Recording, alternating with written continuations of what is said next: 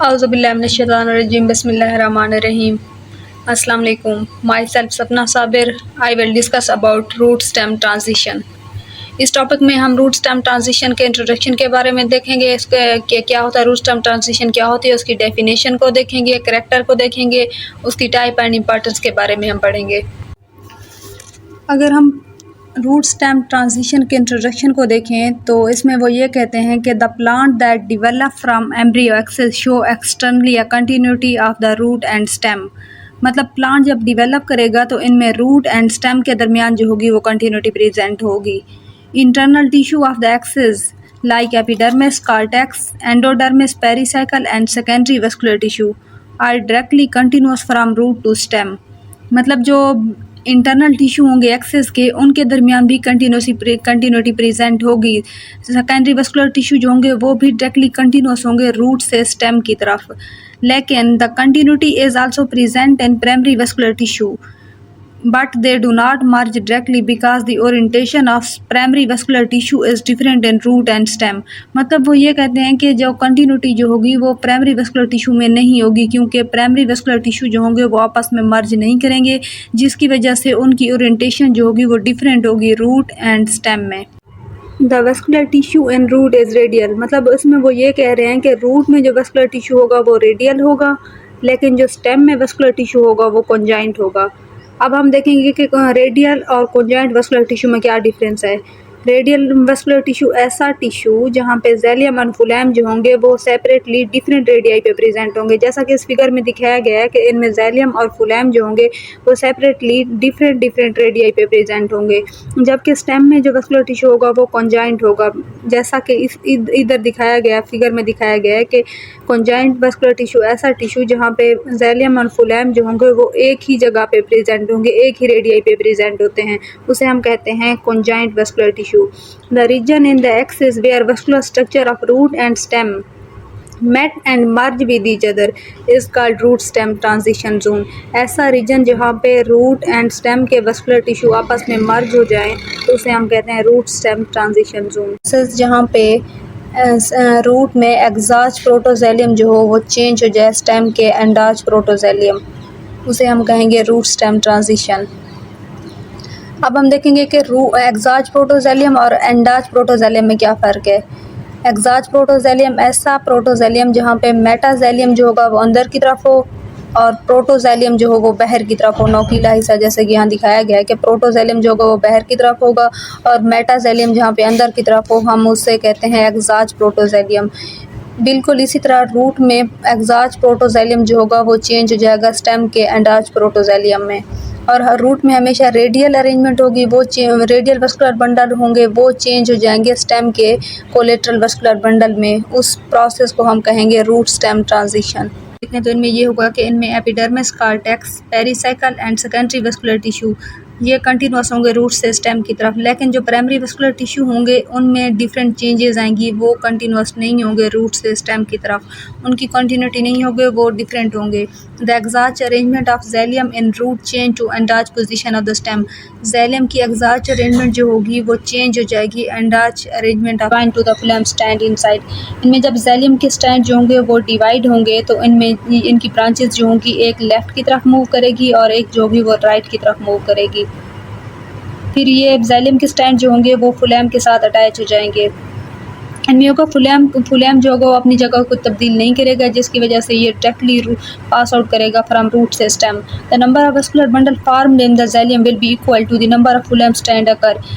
देखें कि root different type of root stem transition, मतलब रूट स्टेम ट्रांजिशन की कितनी टाइप हैं।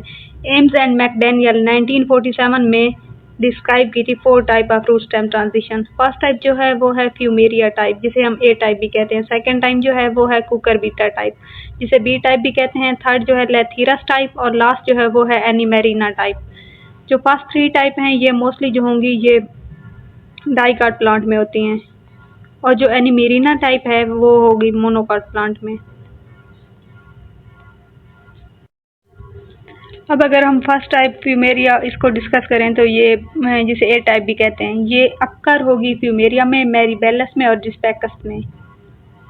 Each xylem stand and root divide radially into two branches. इसमें जो xylem के स्टैंड जो होंगे वो डिवाइड होंगे दो ब्रांचेस में। As the branches go upward they swing laterally. जैसे ही ब्रांचेस मूव करेंगी ये डिवाइड होते जाएंगे, स्विंग्स करेंगे।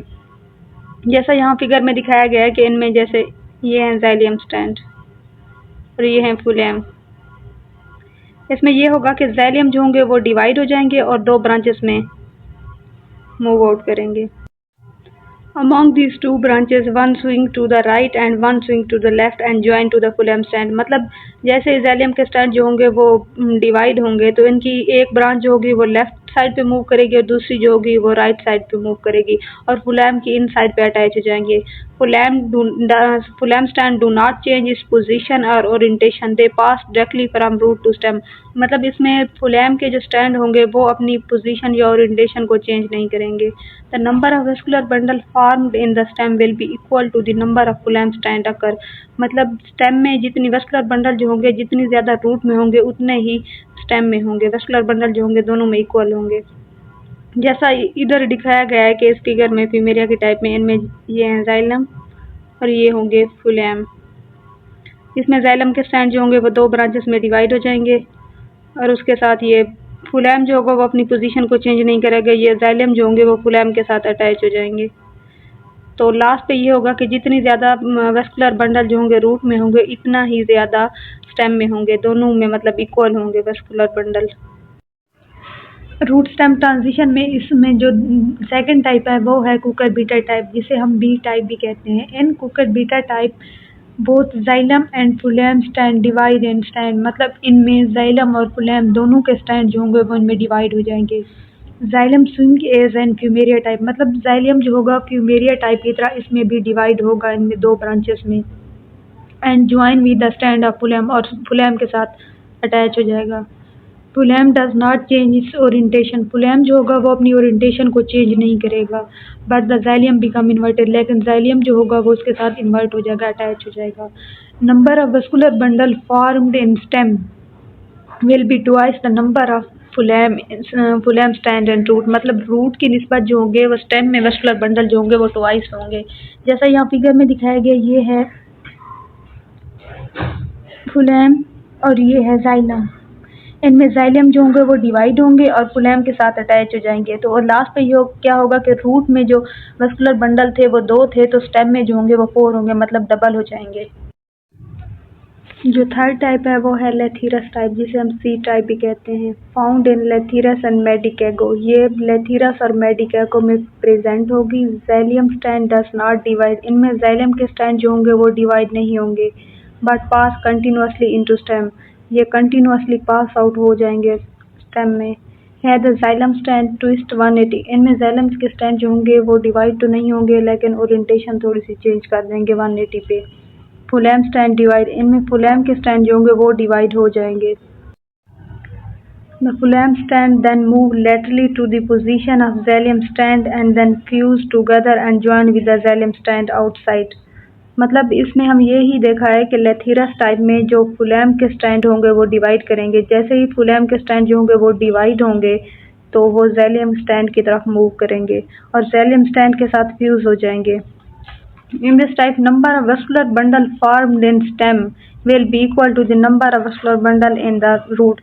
रूट में और स्टेम में दोनों में जो होंगे वेस्कुलर बंडल जो होंगे वो इक्वल होंगे।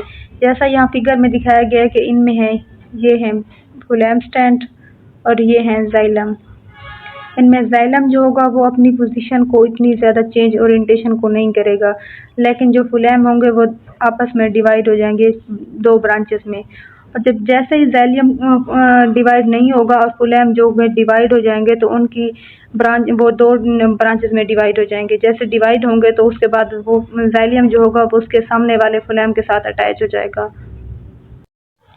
अब जो लास्ट टाइप है वो है एनीमेरिना टाइप। एनीमेरिना टाइप जिसे हम डी टाइप भी कहते हैं। It is very rare type of root stem transition. ये रूट स्टेम ट्रांजिशन में बहुत रेयर टाइप है। Found in some monocot plant such as Anemarrhena. मतलब ये बहुत ही मोनोकॉट प्लांट में प्रेजेंट होते हैं mostly. Here half of xylem strand divide होगा, इनमें कुछ जाइलम जो होंगे, कुछ हाफ जाइलम डिवाइड होगा और हाफ जो होगा वो अनडिवाइड होगा। The branches of divided xylem swings laterally and join with the undivided xylem stand, मतलब जो डिवाइडेड जाइलम की ब्रांचेज होंगी वो अनडिवाइडेड जाइलम के साथ अटैच हो जाएंगी। The phloem stand do not divide but fuse and pair with the xylem stand, इनमें फुलैम का स्टैंड जो होगा वो डिवाइड नहीं होगा और जाइलम के स्टैंड के साथ फ्यूज हो जाएगा। जैसा यहाँ दिखाया गया है कि इनमें ये है जाइलम और ये है फुलैम। इनमें क्या होगा कि कुछ जाइलम जो होंगे वो डिवाइड हो जाएंगे और कुछ जो होंगे वो अनडिवाइड होंगे। डिवाइडेड जाइलम जो होगा वो अनडिवाइडेड जाइलम के साथ अटैच होके फिर ये फुलैम के साथ अटैच होंगे